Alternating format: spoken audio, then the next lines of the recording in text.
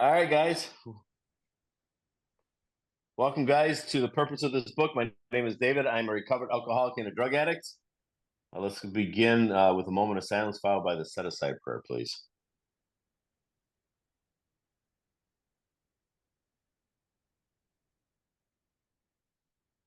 God, please set aside everything I think I know about myself, my unmanageability, my spiritual path in you, for an open mind and a new experience of myself, my unmanageability, my spiritual path, and especially you. The purpose of the book is not affiliated with AA, CA, or any other 12-step organization. This is not a recovery meeting. Rather, it is a study the big book of Alcoholics Anonymous and applicable to many fellowships. In this intensive deep dive study of the big book of Alcoholics Anonymous, we read and emphasize the instructions, the promises, prayers, questions, warnings, and other key information. We believe that we cannot get well unless A, we know what is wrong with us, B, what is the solution to that problem? C, what is the action to get to the solution? Fortunately, the answers are in the book. There is no attendee comment portion in the study, but we will take questions after the meeting. And please post questions in the Zoom chat. Rob is here. He's awesome, and he is behind the scenes and does help us in the chat. So if you have a question, post it in the chat. And if if he doesn't get to it, we'll get to it after the meeting. We are not we are not the official Big Book experts or gurus, but we will share our experience and knowledge from our study of the book and the teachings of those who came before us. To help us with key definitions along the way tonight is our dictionary person. Who is doing dictionary? Is it Abby? Abby is. Abby's waving. Hi, Abby. Welcome, welcome. We also have a WhatsApp group, website, and record our studies as a podcast that we put out on all major platforms. We'll post links to all of them. Rob will do that like he always does in this chat. So for anyone who is new tonight, welcome. Welcome to a Big Book study. We are going to be in chapter 7, Working with Others. But for those who have been with us before, you probably noticed there's something a little different. The other David is leading the group tonight. That's because my best buddy is a business meeting tonight, business dinner actually, and by all means, please go do that. I prayed and I actually invited one of my sponsees to participate and be a part of this. So welcome, Ashton. Ashton, where are you at over there? Hey, Ashton. So Ashton's going to be my cohort in this thing tonight, and we are going to try to bring peace and serenity to this and some basic knowledge of the little bit of experience that we have in the Big Book of Alcoholics Anonymous to this meeting tonight. So, Ashton, do you want to start? We're gonna be on page 90, guys. We're gonna start in the very first paragraph. Do you want to do a recap at all of last time? Well, we are in chapter. What we are. Okay, I can do that absolutely. So what we are is working with others. This is a chapter. They say on page 88 of our book that is dedicated to the 12th step. Well, it isn't kind. It is kind of dedicated to the 12th step because on page 60 of our big book, and if I go too fast, just tell me slow down. Is our 12th step in how it works. It says there's 3 parts to the 12th step. The first part is having had a spiritual awakening as a result of these steps. That is the promise that we get from working these steps honestly and thoroughly. But the charge is that we try to carry this message to alcoholics. That's the charge. And working with others is a chapter dedicated to how to work with others. Bill is explicit with a lot of details on how to do that here. We will go through that tonight at a very slow pace, most likely.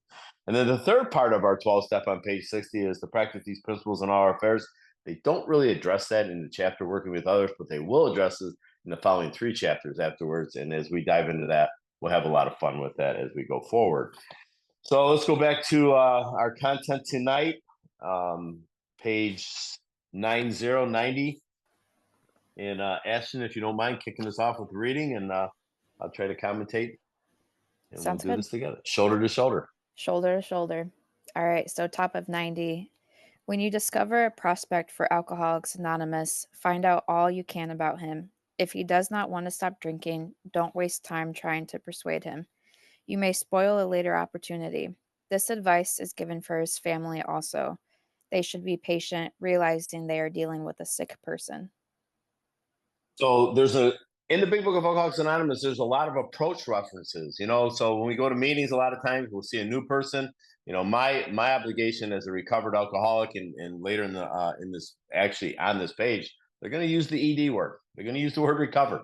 I know that's not a popular term sometimes in meetings, but shame on you for thinking that, because the book talks about it many, many times that we recover from a hopeless state of mind and body. Okay. So I'm not going to go against the textbook. So when we discover our prospect, that is an approach. So when we discover him, perhaps we discover him in a meeting, I make my approach. I introduce myself as a recovered alcoholic, and then we find out all we can about him. So there's some questions here that I want to find out all about him. This is the time that I talk about I listen to him and give him all the time that he needs to talk about his drunkalog, and give him a lot of time and a lot of tolerance and patience on my part. So because this is a program of what? It's a program of attraction, right? I want him to come back. I want her to come back. I want they to come back. Whatever your proper pronoun is, that's what I want. I want to make sure that you feel comfortable enough to come back. You know, I'm not one of these guys that says, you know, take the cotton out of your mouth and stick it in your ears. That's just a ridiculous thing to say. It just is. It's undermining. It's not nice to say. And but find out all you can about him. And if he does not want to stop drinking, don't waste your time with him. He doesn't want to stop drinking, he's not going to stop drinking. You know, he'll figure it out. And hopefully he figures it out before he gets covered up, right? Because we got three options. As a real alcoholic, as described throughout the text of Big Book of Alcoholics Anonymous, I get sobered up, I get locked up, or I can get covered up. So I like the sobered up. I've been locked up. I almost got covered up, but I'm all about the sobered up part. So, but I'm not going to waste my time, because when I'm giving valuable time of mine, which I do find my time to be valuable today, I want to make sure that it's invested in someone that wants it. But here's the caveat. I never ever give up on the new guy. Never ever. Here's why. Because I understand the first step. I understand the powerlessness in step one, that I'm powerless over alcohol, cocaine, heroin, food, gambling, sex addiction, whatever your drug of no choice is. I understand it. So I'm never going to give up on that person or that them. So then it says you may spoil a later opportunity. So Bill answers the question right away, because maybe they come back, maybe they don't get locked up, maybe they do get locked up, but maybe they come back. And I've had this happen, and maybe you guys have too, that you're sitting in a meeting, you haven't seen this person, you don't believe you've seen this person before, and they walk in and said, "You remember me, David?" I'm like, "I was here like 7, 8, 10 years ago." I'm like, "Oh yeah, right. You sat right next to me. You had a plaid shirt on and blue jeans and tennis shoes. Yeah, I remember you." No, I don't remember that. But welcome back, bro. Welcome back, young lady. Welcome back. You know, I am supposed to make them feel comfortable and bring them in, right? At the same time, I'm going to let them know the truth by the end of our conversation. But we're going to get to that as we go through this text. The advice to give, and then it says, you may spoil a later opportunity. This advice is given for his family also. So I'm really careful with the family thing. I'm not going to step over some lines. Remember back when this book was published in 1939, there was not a lot of meetings. There was New York, Cleveland, and Akron. So there wasn't a lot going on. Maybe sometimes there's one meeting a week. We have thousands and thousands of meetings a week. We meet on Zoom. We have this opportunity that presents itself. So I don't cross that line with the family necessarily, and take a lot of compassion for them. My experiences, and it's only to say this, is if they would like to go to Al-Anon, I express that to them, but I don't tell them they need to go. I don't have any idea if they need to go. It's not my playground. I don't know. And then it says this advice is given to his family also. They should be patient, realizing they are dealing with a sick person. What are we talking about here? We're talking about physical, mental, and spiritual. Exactly what I'm sick from. I am sick of mind, body, and spirit. The spiritual malady is driving me, because of everything on the bedevilments on page 52, to drive me back to the obsession. Without my permission, without my consent, I pick up a drink or a drug. And then once I put it in my body, I break out in this abnormal reaction to alcohol, cocaine, food, drugs, or whatever the case may be. And I can't stop once I start. I can't manage it. So I have no power, no choice, no control. So I have to have empathy. And this is how I remember where I came from. Remember, my past is my greatest asset. So working with another reminds me of who I really am, that what I have is a daily reprieve contingent on the maintenance of my spiritual condition. This is a great reminder for me. So, do you have anything you want to add? Anytime you want to add anything, Ashton, please feel free. I mean, you put a quarter in me, and I'll just keep going. No, you're good. I'll comment Okay. if there's anything I can think of. Okay. Thank you. All right. If there is any indication that he wants to stop, have a good talk with the person most interested in him, usually his wife. Get an idea of his behavior, his problems, his background, the seriousness of his condition, and his religious leanings. You need this information to put yourself in his place to see how you would like him to approach you if the tables were turned. Do you have anything, So, Ab? No. Okay. okay, so there's a lot packed into that paragraph, as Bill likes to do so often. So there's a lot of direction in this. From the prior paragraph that Ashton read us, at the very end of the very first sentence, the direction is to find all you can about him. That's a direction. And then in this paragraph here, it says if there's any indication he wants to stop. So if he's saying, you know what, I can't keep living like this, or whatever the comment may be, then I'm paying attention to that. Like I'm really glued in. I'm keyed in on what's going on with he, she, or they. Usually, and then it says a good talk with the person most interested in him is usually his wife. Again, I'm steering away from that myself. I've done that before, and it just doesn't work out well. I'm not telling you that you need to do that by any means whatsoever. I'm just saying my experience was, it just doesn't work out well because, you know, they're not really getting all out that long that well, and all of a sudden now it's the wife and me against him in his head, because this is a disease of perception. Let's face it. I don't see, I can't see the truth half the time. So, and then it says, here's the next direction. Get an idea of his behavior. So there's 5 things I need to find out in this paragraph. Get an idea of his behavior is 1. His problems, number 2. His background, number 3. The seriousness of the condition, number 4. And his religious learnings. So let's talk about these things. Oh, let me just finish the paragraph and I'll go back to it. We need this information to put yourself in his place, to see how you would like him to approach you if the tables are turned. So these 5 things here. So back to get a good idea of his behavior. Is he depressed? And most likely we are. Is he lonely? And I'm using the word he, so please change the pronoun as seems fit for you. Um, get an idea of his behavior, or and we also talk about it says his problems, his background. So what's his problems? So I just talked to a new guy the other day, and he thought his problem was that he didn't have a job. That is a problem, probably, right?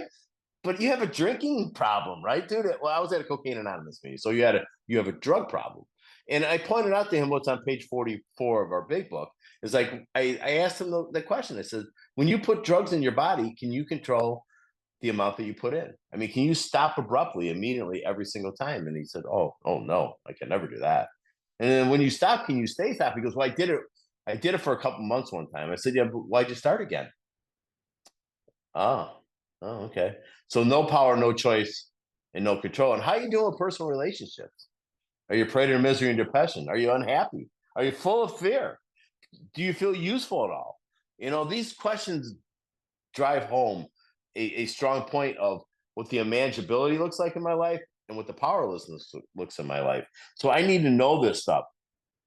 And the seriousness of his condition. Where's he at physically?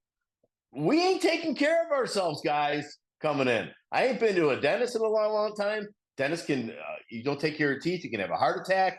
I mean, one of the first things I tell my guys when I start working with them, you need to make a dentist appointment, like right away. Get your teeth checked out. And it's very important. What other things? Kidney, liver failure, whatever things are going on. Uh, you have what is your background with all that kind of stuff? Like how you grew up. Like remember the sentence in the prior paragraph. Find all you can about him. This is another long talk for me. And it says his religious learnings. You know why? Because of Bill and Bob. That's why. Think about this. If Bill wouldn't have went to Silkworth when he did, after I don't know how many. I've heard numbers, and I won't give them because I'm not factual. But Bill tried to work with a lot of people, and none of them got sober. And then he went home to Lois and he says, nobody's getting sober. She's like, Bill, but you're sober. Oh, maybe you should go talk to Dr. Soakworth and see what he has to say. And Soki said to him, stop coming with this religious battery. Stop this and tell him what the problem is. Sure enough, cut to the chase here. He sits down with Bob for what was supposed to be a 15-minute meeting, and they had this very long talk.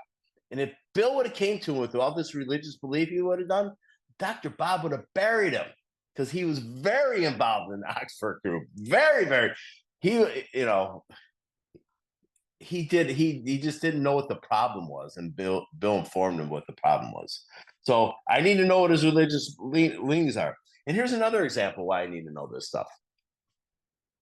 Is this his first time in a meeting? Her time again. I'm using the word his, please. So change your pronoun. Is this the first time that they ever been to a meeting in their entire life?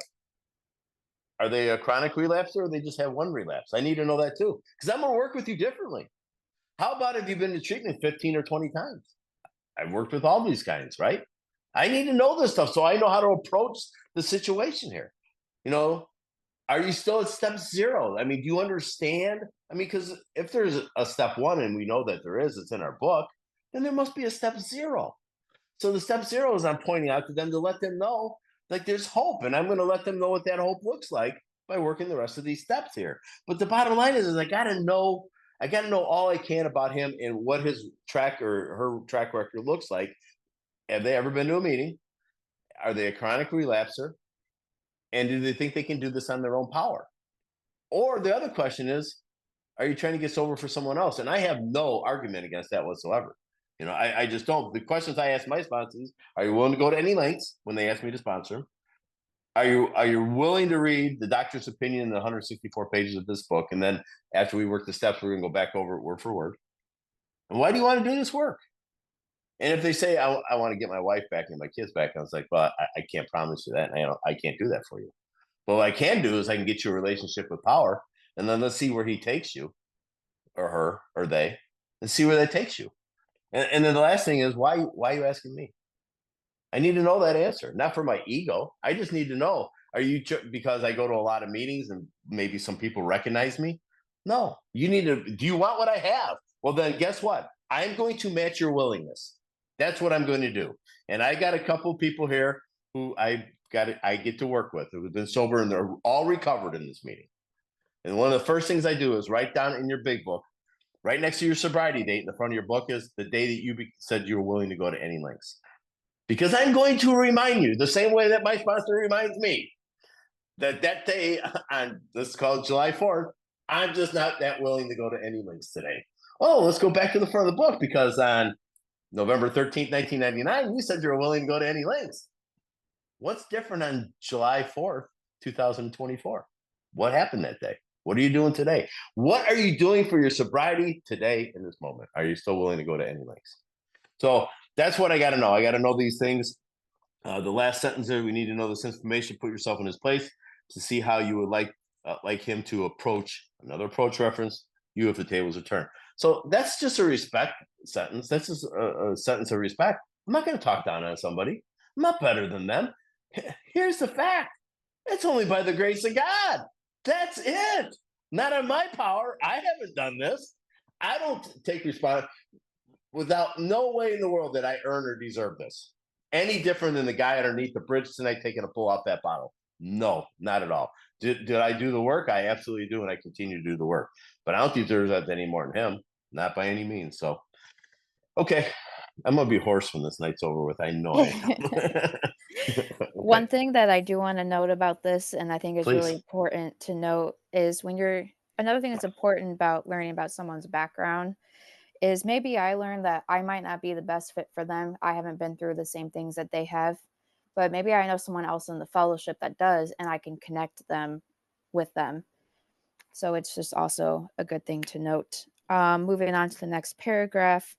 Sometimes it is wise to wait till he goes on a binge. The family may object to this, but unless he is in a dangerous physical condition, it is better to risk it. Don't deal with him when he is very drunk unless he is ugly and the family needs your help. Wait for the end of the spree or at least for a lucid interval. Then let his family or a friend ask him if he wants to quit for good and if he would go to any extreme to do so. If he says yes, then his attention should be drawn to you as a person who has recovered. You should be described to him as one of a fellowship who, as a part of their own recovery, try to help others and who will be glad to talk to him if he cares to see you. Anything, Ab? Yes, I have spree, which is a drunken carousal, and lucid, which is designating or characterized as a normal mental condition. Great job. And yeah, great point what you brought up, Ashton, too. No doubt about it. I had to be a good fit, and that's why I asked those questions in the beginning, those four poignant questions. So it says sometimes it is wise to wait until he goes on a binge. So this is someone who maybe came back in that you met for the first time and they went back out again. I don't like the alcohol, the allergy test necessarily in the big book. I believe that we should study up to page 33 of our big book. And then, I mean, if you got to go do that, go do that. But, I don't know. There's no right or wrong answer. Sometimes it's wise to let them go on a binge. So what's enough pain? For me, my bottom was kind of a weenie bottom. Like, but it was a moment of clarity more than it was anything else. The moment of clarity was when God froze a liar in me long enough so I could see the truth. And the truth was, this is my life and it's never going to get any better than this. And I'm in a psych ward. I'm going to prison. I'm going to lose my family. That is the moment of clarity that I had. And I could not get myself out of that on my own power. And that wasn't the reason why I wanted to stop, because I, some reason, knew somehow that this was never going to get any better. That's a moment of clarity. So I'm not going to rob anyone of their bottom. That's for darn sure. But it says the family may object to this, and you can see why. But unless he is in a dangerous physical condition, it's better to risk it. Don't deal with him when he is very drunk. So I just circled the word very drunk, and you can see why. I mean, you can put yourself in harm's way. If you're dealing with people who are doing dope, I'm not going into a dope house and pulling anybody out. I'm just not doing that. That's not me. Because I'll be the only sober member there, and the cops will show up, and I'm going to prison too because I'm in the wrong place at the wrong time. I'm just not going to do that. I might be dumb, but I'm not stupid. Okay, I'm just not doing that. And then it says, unless he is, don't deal with him when he is very drunk, unless he's ugly and the family needs your help. Wait for the end of his spree, or at least for his last interval.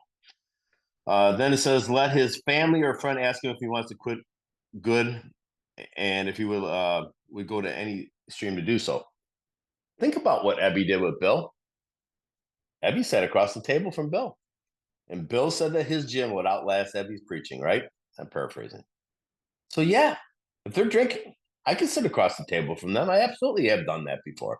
I've also been blamed for the relapse too, because I wasn't a good enough sponsor. And I had to listen to that also, or the reason why they had to go to prison and then they got out. I've heard a lot of different things. But I can sit across from someone like that.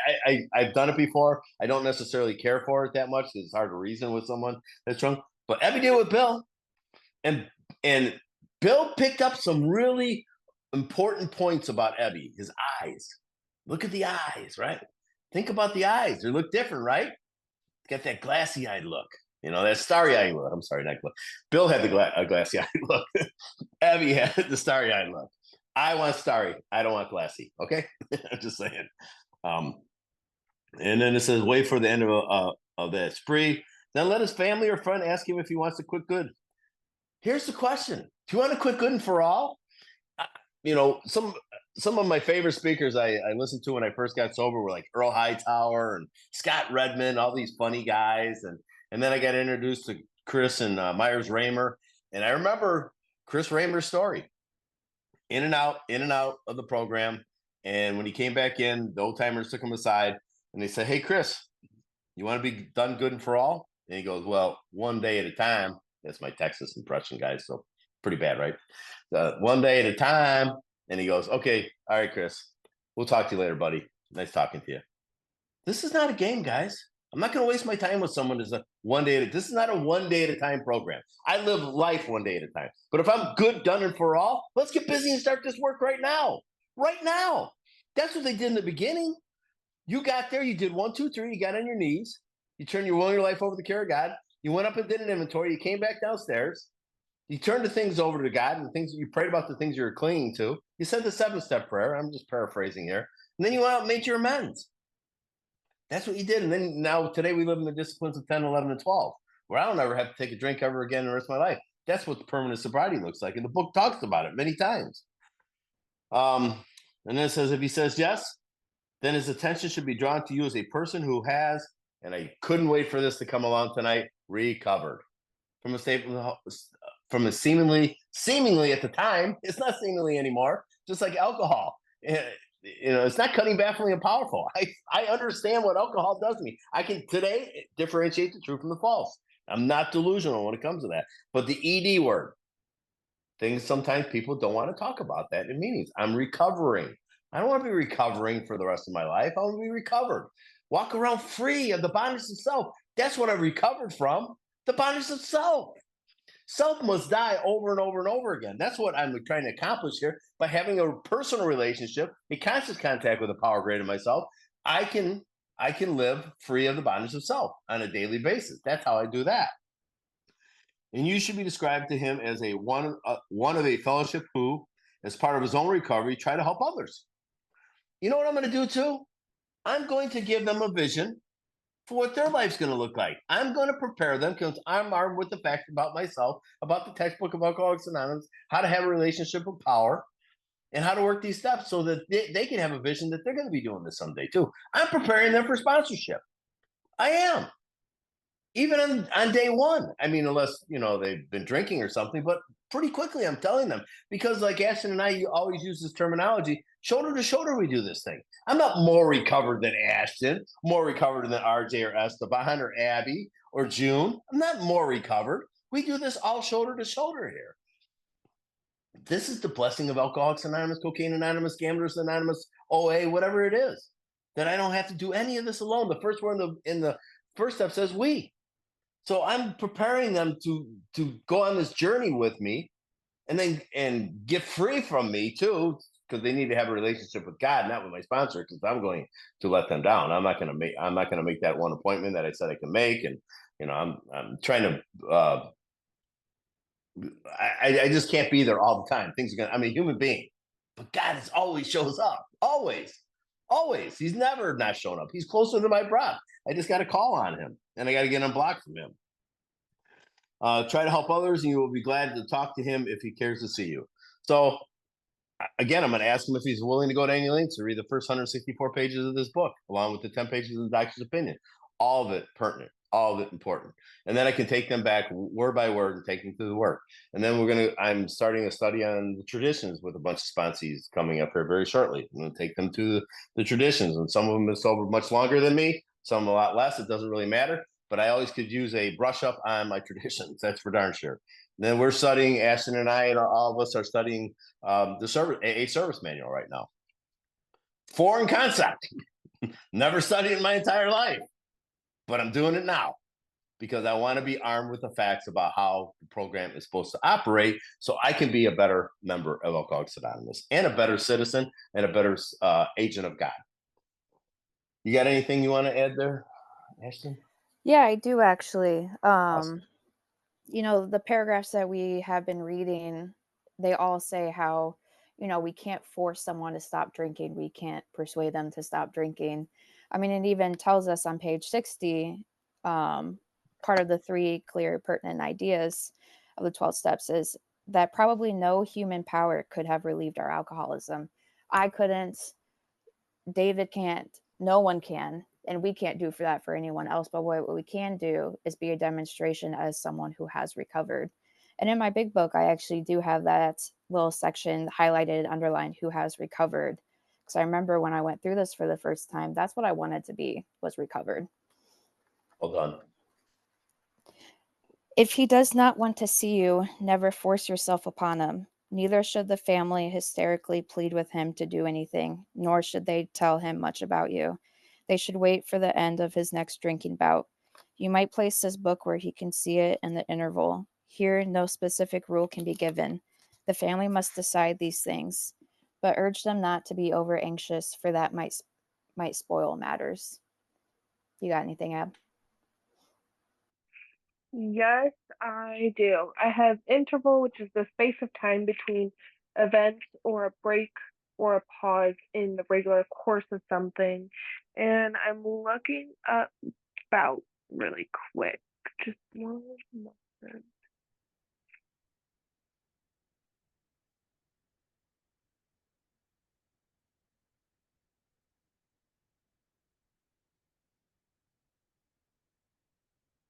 Okay, I cannot find it. Go ahead and move on. Okay, we'll come back to it, Abby. That's fine. No big deal. So if he does not want to see you, never force yourself upon him. So I'm not chasing anybody here either. I'm making myself available. I made my approach, making myself available. I've got his phone number so that I can call him because he's not going to call me. This is not going. Tomorrow's going to be a better day. You got the job back. Maybe you made the border crossing with Mama last night. Who knows? Everything externally is changing. Nothing internally is changing. He's going to drink again. That's my experience.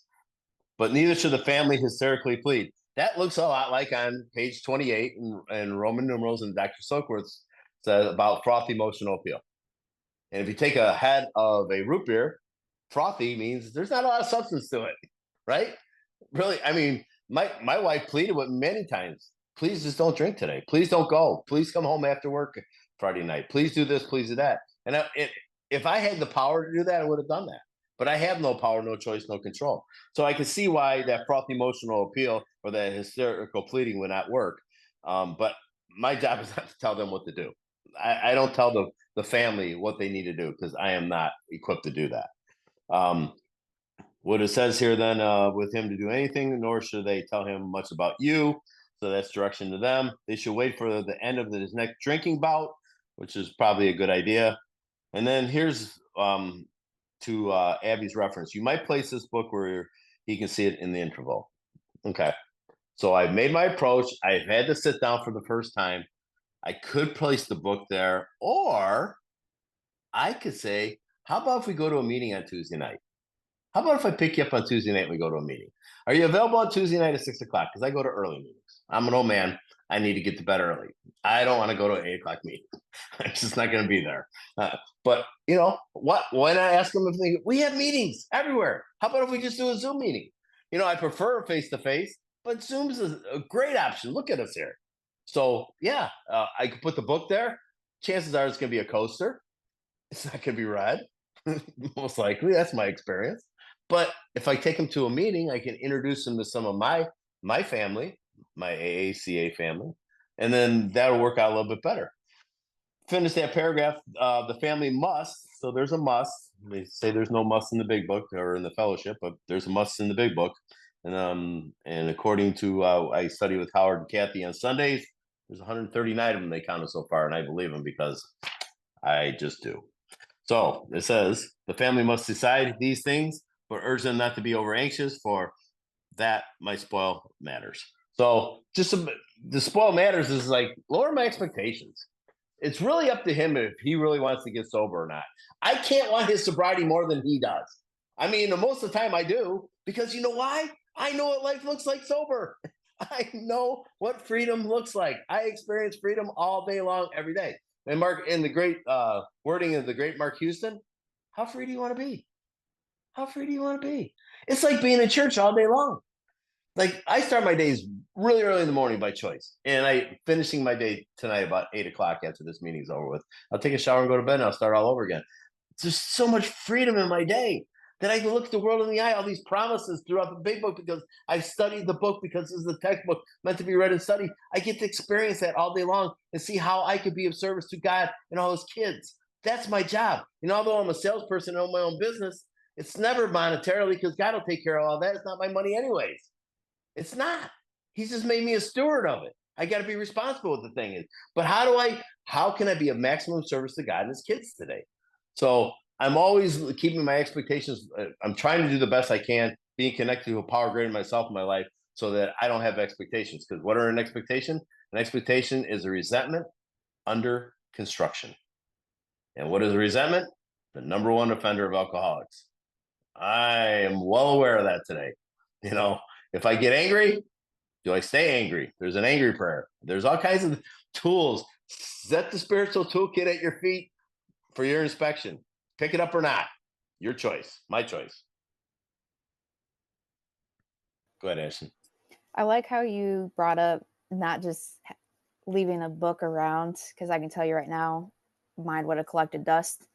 But saying inviting a person to a meeting, I find that super important because I remember when I first started going to AA, and who used to be my old sponsor, she'd invite me to a meeting and be like, I'm going to be here.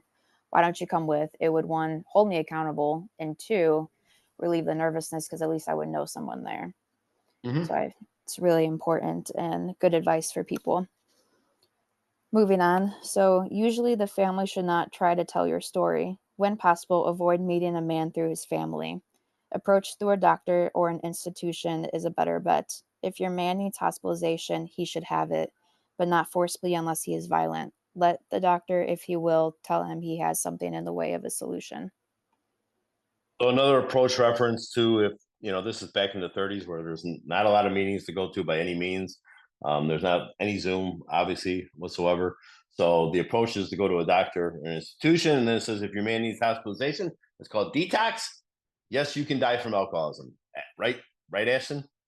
Right? Yes, you can die from alcoholism as well as alcohol withdrawal. Okay. So And please what does that look like? alcohol withdrawal, it can lead to seizures. And so when someone has a seizures, they have there's a possibility of them choking as well. And then also with alcohol withdrawal, you'll have people who are delirious. They're seeing things that aren't actually there. People can become very agitated. It is best to have them hospitalized so they can be properly medicated. And people don't really realize that alcohol, like severe alcoholism and severe alcohol withdrawal, you need to wean it. And it is best to do it medically, safely in a hospital. And Ashton is our ICU nurse, so I will listen to what she has to say. So we bring them all here, guys. We're armed with the facts, So this detoxing is an important thing. I had one experience with a guy a number of years ago that was a sponsor of mine that showed up out of the blue. He called me downtown underneath a bridge. Used somebody's phone, and I went and picked him up and tried to get him something to eat. And I've never seen anyone. I've never experienced this before. So I called my sponsor, who at the time was probably 30 some years sober. He's in his 40s or almost 50 years sober now. And he came and helped me. And here's what we did. And it's going to get to that in the next paragraph, I believe, or in the following page. So I'm going to, a little spoiler alert. But taking them just to the detox is just taking the alcoholic to the detox. It's not carrying the message to the alcoholic. It's just taking them to the detox. My responsibility is to follow up with them. But to take them to the detox could save their life, as Ashton just pointed out. Right? I'm not a doctor. I have no idea how to approach that at all. So hospitalization, key. I'm not forcibly gonna. I may call 911. I may do that. Yeah, especially if someone's talking about suicide. I'm calling 911. I'm not equipped with that. We have hotlines, AA hotlines, right? I'm just using AA as an example. And there's you can go to classes on that kind of stuff because we're not equipped to deal with suicide hotlines that are related to that, right? We don't. The best thing for me to do is to call 911. So that's all I got in there. When your man is better, the doctor might suggest a visit from you. Though you have talked with the family, leave them out of the first discussion. Under these conditions, your prospect will see he is under no pressure. He will feel he can deal with you without being nagged by his family. Call on him while he is still jittery. He may be more receptive than when depressed. Ab, you got anything? Okay. So when your man is better, the doctor might suggest a visit from you. That's another approach reference, right? Again, I pointed out, I can't remember 19 approach references in the big book, how we're supposed to approach. I'm not waiting for them to come to me. I'm approaching them. Though you have talked with the family, leave them out of the first discussion. Another direction. Under these conditions, your prospect will see he is under no pressure. So no pressure. This is a one-on-one, eyeball to eyeball, me and the prospect, right? That's what I'm doing here. And then he will feel that he can deal with you without being nagged by his family. So I'm trying to make him feel comfortable and feel a part of to the best of his ability, which he doesn't have a whole lot of that. And I didn't either. And then the next approach reference is call on him while he's still jittering. That's an approach reference. Call on him. Yeah. You know why? Because in the chapter 2 Wives, they give us 4 categories of alcoholics, right? And which one has the best chance of getting sober? The lowest one. So I'm this kind of guy that when I first got sober and I started sponsoring people, I'm sitting in a meeting and the guy pulls up in the Corvette, or the guy who shows up with two left shoes and one of the holes, and the other guy shows up with holes in his shoes. I want the guy in the Corvette. I don't want the stinky guy, right? I don't want to work with him. But who's better? Who's going to stay? The guy in the Corvette? I'm not putting down Corvettes, and I'm just using it as it's just a reference. I'm just saying the guy with two left shoes. That's the guy I need to work with. That's the guy I need to come work with. The guy who's jittery. I have a better chance working with him because he is a desperate alcoholic. He's in the chronic and progressive stages of this illness. That's where I was at in a psych ward the day that I called from the psych ward, and I had that moment of clarity that I mentioned to you before, where God froze the liar in me long enough. And then I did something with that action for the first time in my life. I went to a payphone and I called someone in Alcoholics Anonymous. That guy ended up being my sponsor, and his name was Tom F. And I told him where I was in a psych ward, and he goes, "Good, that's where you belong." And that wasn't funny, but it's funny now. And then he said to me, at the very end of our conversation, and I don't remember anything else, and I don't know how long the conversation for, but he said these key words to me: "You're my brother, and I love you. I will help you if you let me." Man, when that soaked in, I think I was just a puddle of tears after that, because I have always felt alone, no matter where I was my entire life. And the first time in my life, this guy just took me in over a phone call on a payphone and said he would help me if I let him. Those are key words for an alcoholic. I got to let you help me. You can't help me if I don't let you. And he was willing to do that. He matched my willingness. Again, I'm going to match your willingness. He says he may be more receptive when depressed. I think that's a quality of an alcoholic in general, that I'm coming in depressed, right? I mean, I could make a list a mile long of why I'm depressed, but and some of it's clinical too. So let's not minimize that by any means. If we need to have a doctor, the book says go get a doctor. I wonder what they're talking about. I think they mean go get a doctor. So go ahead, Ashley. See your man alone if possible. At first, engage in general conversation. After a while, turn the talk to some phase of drinking. Tell him enough about your drinking habits, symptoms, and experiences to encourage him to speak of himself. If he wishes to talk, let him do so. You will thus get a better idea of how you ought to proceed. If he is not communicative, give him a sketch of your drinking career up to the time you quit, but say nothing for the moment of how that was accomplished. If he is in a serious mood, dwell on the troubles liquor has caused you, being careful not to moralize or lecture. If his mood is light, tell him humorous stories of your escapades. Get him to tell some of his. You got anything, Ed? Yeah, I have moralize, which is to explain in a moral sense or to render morally better. Thank you, Abby. Yeah, so another approach reference, guys. They're just coming fast and furious here. This is, we're in the chapter working with others. I'm kind of picking up a theme here that Bill's got for us. We're approaching. We're not waiting. We're approaching. I'm approaching. So see your man alone if possible. That's really, don't do this. I need to do this. And first engage in general conversation, right? Like I don't need to jump right in. I need to make the conversation light and just express myself as I'm happy to be in his presence too. I am. After a while, turn the talk to some phase of drinking, right? So my responsibility is, this is what it says on page 58 of our big book and how it works, to share what it was like, what happened was like now. See, I was always confused. I thought when I stood at the podium and you asked me to speak, I give my drug-a-log or my drunk-a-log for 45 minutes because I have it. And then 5 minutes, I tell you what happened. And then 2 minutes to go, I say, I go to meetings, I got a sponsor, and I pray. I didn't know. No, this is where we do that. What I'm supposed to do at a meeting, for me anyways, is, and I can't remember what page it's on in the book. Kathy pointed this out to me one time when she was giving a talk. But what it was like, meaning what it was like running my life on my own free will. What happened when I realized that hardly would be a success, and what it's like now to have a conscious contact with God. That's what I share from the podium today. That's what I share. But here, this is the opportunity that I share what it was like, what happened was like now. I get to show, because I don't know, I'm looking at this group here, all these people on Zoom. None of you guys look like the drunks that I thought drunks looked like. You guys look like beautiful, healthy, wonderful people.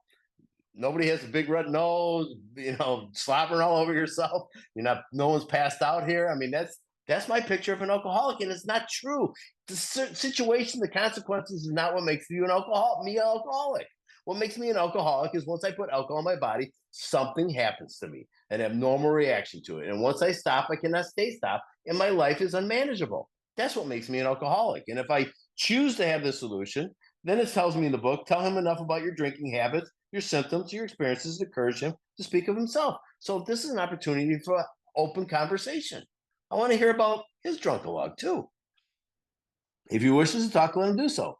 You will thus get a better idea of how you ought to proceed. Yeah, so each situation, one size does not fit all. And if I brought God into this thing, I have no fear whatsoever. And I always bring God in. I pray before I come here. I pray before I get with the sponsee. I pray every time. I pray in the morning. I pray at night. I pray before customers. I open the door and let God walk in first. I am so practiced and inviting God in all the time. You know why? Because I like my life manageable. I like that on page 52 that the bedevilments were running me for a long time. That 31 short pages later on 84, the promises are starting to come true for me because of this work that I did with my sponsor. And today I live in the disciplines of 10 and 11 and 12 to my best ability. And by the way, the ability that I get comes from God, because I didn't have the ability to do that in my own power. These steps, anyways, each step being linked together. So it says, give him a sketch of your drinking career up to the time you quit, but say nothing for the moment of how that was accomplished. So I don't get to tell him necessarily about my relationship with God at this point, because I may scare him off. I'm never apologizing for God. Don't get me wrong. That's not what I'm saying here. But I say nothing for the moment about how. So I'm just waiting. I'm just waiting. I'm just feeling the situation out the best I can. And if he's in a serious mood, dwell on the troubles liquor has caused you. So I talk about the consequences. That's okay to do that here. That's my drunkalog. Nothing funny in my story, by the way.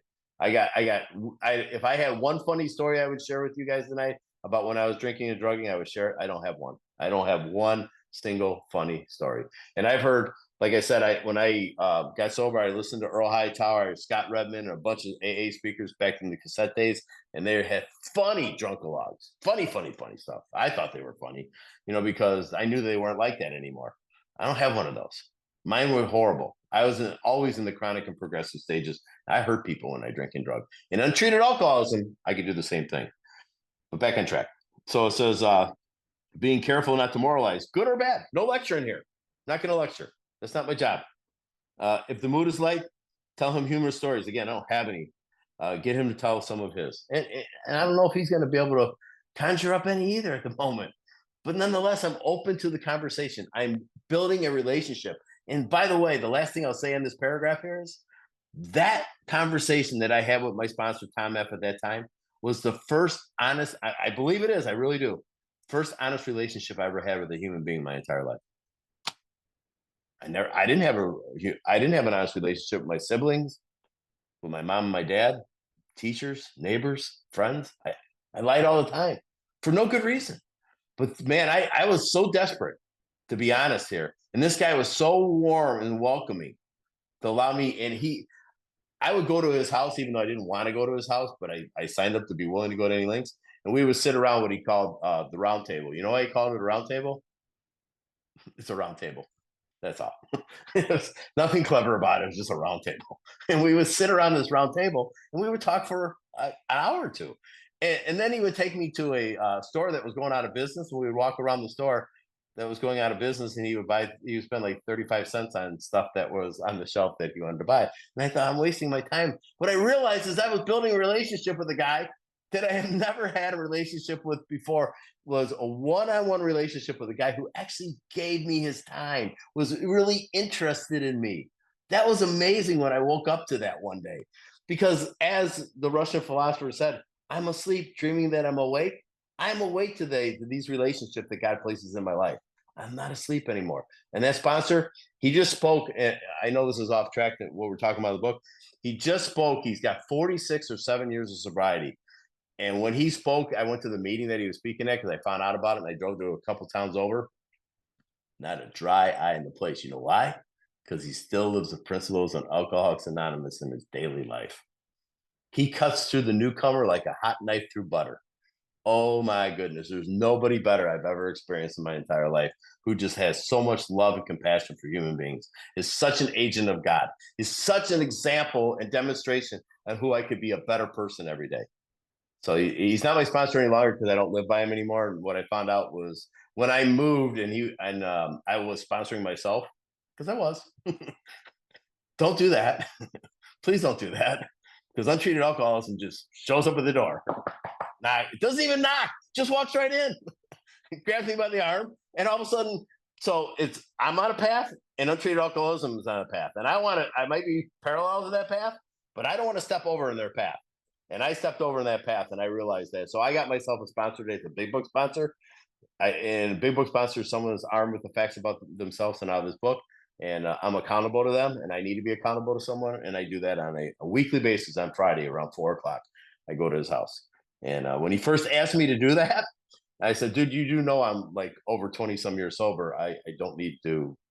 And I heard myself saying that. I went, oh my God, you arrogant little dummy.